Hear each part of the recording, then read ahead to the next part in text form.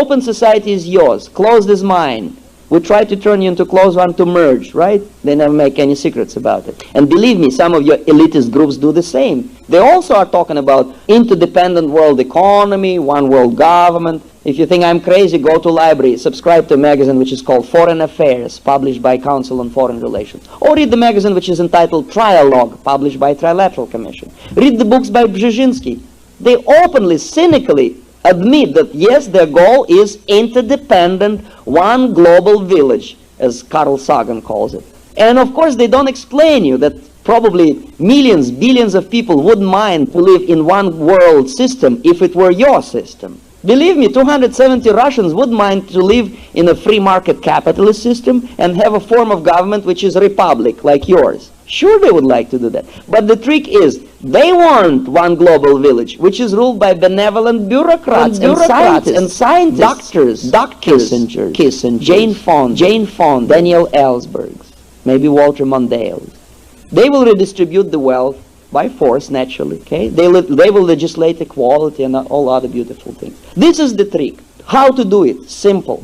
We don't have to infiltrate agents into your governmental offices, and it is impossible. But we can infiltrate ideas into your minds through your media, through your educational system, through entertainment industry, through music even. Beatles, Schmittles, whoever. We, drop by drop, put poison into your minds. On this diagram, I select only one such idea, which is called egalitarianism. It is not new. It has not been invented by Russians, communists, or KGB. It is as old as mankind itself. No, not as old as mankind itself. Actually, the formulation of this egalitarian idea goes all the way back, I would say, French Revolution, when a group of intellectuals, who call themselves Illuminatis, decided that it is easier to control society if I convince all of you that you are equal. Meanwhile, I hope you realize that people are unequal. They never were equal. And God forbid, will ever be. Some people are always tall, curly, and dumb. Others are short, bald, and smart. There is nothing like equality. If we presume that we are created by God, if God is creator of such complexity as universe, probably it wouldn't be a big deal for God to create us all equal, like ball bearings in the factories, or like ants, or cockroaches, or fishes. No! These little forms of life are equal. Mankind is not. Never was. Even fingerprints are different. Ask your policeman. Billions of people populate this planet. No two identical fingerprints. Isn't it interesting? Each one is unequal and unique. And the Illuminatis understood it perfectly well. They were intelligent people. Why they invented this nonsense? Simple. To control. It is easier to control people when they are equal and demand equal things. It is impossible to control society if you remain unequal and independently minded. Simple. What egalitarianism does is not just semantic inaccuracy. Listen carefully what it does to you. Egalitarianism, if it is legalized, legislated, and enforced by law in your country, creates false expectations and false perceptions of reality. We know people are unequal, but by law I must be equal. For equal job, equal pay, right? Why? I say no, it is nonsense. And many of you will disagree with me, especially unionized work. What do you mean, Mr. Schumann? It's a law of our country, for equal pay for equal job. Why? Imagine yourself. You do create these things, podiums, all right? You are whistling, you are very happy. You are paid $5 an hour. Fine. You are very happy. Sun is shining. The moment you realize that the same podium is created by next door unionized neighbor for $12 an hour, what do you feel? Huh? Unhappy, right? Have you ever heard about any American who wants to be equal with someone who has one popsicle less? No, you want to be equal with someone who has more, naturally. Now please explain to a dumb Russian like me, what is behind the equality in the minds of million people? What is the motivation, sentiment? What is the driving force of equality? Huh? What? Greed. Envy and greed. Something that in any civilization, through the history of mankind, in any holy scripture, is described as destructive side of human nature. Don't be greedy. Don't envy. If you are happy with $5, be happy. You don't need 12. No, we want to be equal. All right? Greed is the main negative side of human nature. Greed, ignorance, fear, egocentrism, all these things are the breeding ground for communist ideas. Greed. 6,000 years ago, Moses came down from the mountain and says, "Thou shalt not desire property of thy unionized neighbor." Huh? No. Well, 2,000 years ago, basically same message from Jesus Christ. Don't be greedy. You are a temporary tenant on this planet.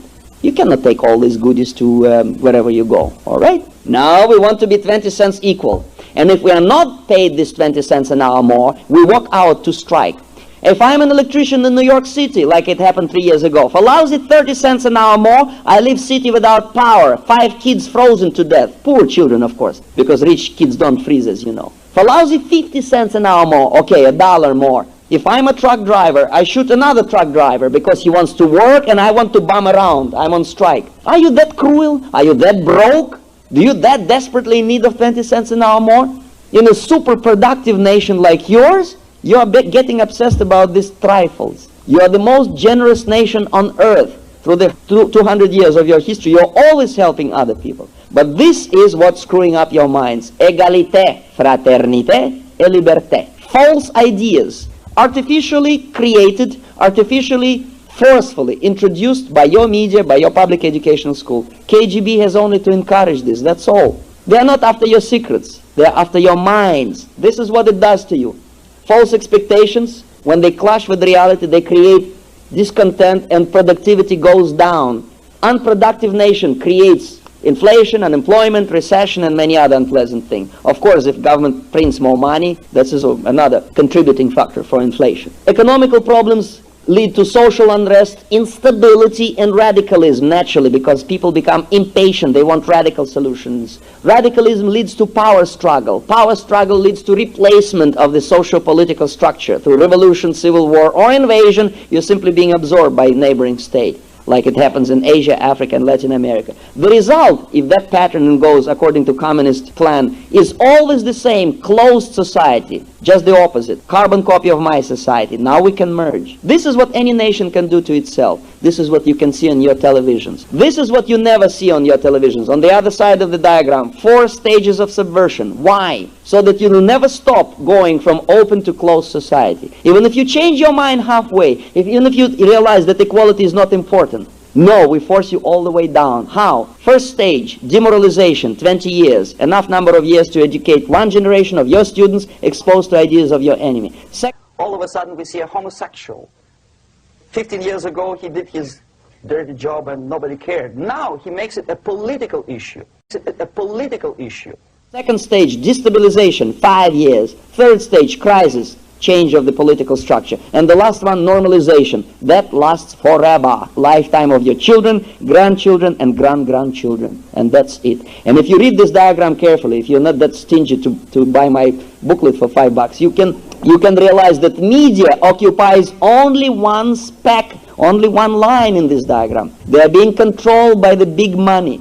They are following the orders. They are being paid for what they are doing, not because they are dumb. Well, some of them are ignorant, yes, but not all of them, no. But if you misbehave in a network like ABC, you will be out in 2 days.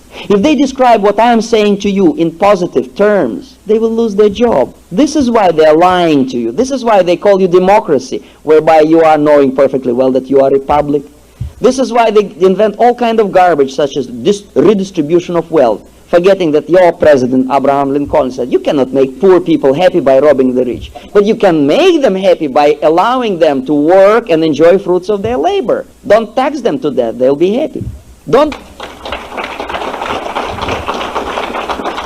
These are interrelated things. Please believe me, these things do not happen by themselves. Nothing happens by themselves, except cold or some other unpleasant things. Political things or social political changes happen in society only if they are planned and intended to happen. This is what I'm trying to explain you. Part of your problem is that you are being manipulated unknowingly, and some of your media cooperates willingly or otherwise with subverter. This is basically description of the problem. As you see, it took me almost 90 minutes to describe it, and I don't want you to go home depressed. I want you to know the solution, and it is so simple you wouldn't believe it. It takes only seconds to explain. Have patience, now we will go home. Where is the solution? Simple. unscientific. It doesn't worth $8 million. It costs only $5. You know what is the solution? If you don't want to be demoralized by the subverter, all you have to do is to stay moral. That's all. Don't change. Don't rush to social progress. Bring prayer back to school. Don't rush after. Try to understand that the demoralization, the most heavy, the most long process, which is incorporated in subversion, may become irreversible. Once you educate majority of your young people, they grow up firmly believing that. Process of demoralization. If you don't want to be demoralized and screwed up by your professors of political science who learn, as I showed on the picture, from the KGB, all you have to do is to stubbornly abide by the basic moral principles of your society, which are incorporated into your constitution right here, your basic rights. I don't have to explain you that the difference between your society and mine is basic. Your rights to live, pursue happiness, and be free is granted to you by God. Even if you don't believe in God. All right, suppose you believe firmly that your grandfathers were monkeys. Fine. But isn't it nice to wake up tomorrow morning and know firmly well that your right to live is given to you by someone you cannot re-elect? It's right here. No, you allow the deceitful idiots of your educational system and your mass media to convince your children that their rights do not come from God at all. They come from nice, smiling politicians, from civil rights movements, from Martin Luther King's, Jesse Jackson's, Walter Mondale. All you have to do to be immune against subversion is to stay moral. Even if you are destabilized, there is a solution. What? If you don't want to be destabilized by the enemy, stop aiding the enemy. And how to do that? This is the basic answer, I think. It's common sense, plain common sense. Don't aid your enemy, an enemy of my people. You will instantly make 270 million friends in my country who are sick and tired of the regime which is propped up by your technology and by the billions of dollars in credit. Stop this madness before it's too late. How to do it? The Birches will explain you how. I sold my soul and body to Birches because they've been talking truth for 25 years. Please try to realize that it does not take heroic acts. You don't have to die on barricades or, go into fits of heroism. All you have to do is to exercise your duty as citizens. Watch what your politicians are doing. If you are not happy with the media, subscribe to alternative mass media to broaden up your vision of what's happening in the world. If you subscribe to Time magazine, subscribe to Review of the News. There's a little magazine which is half size of Time magazine. It gives you 100 times more information. And there is no baloney.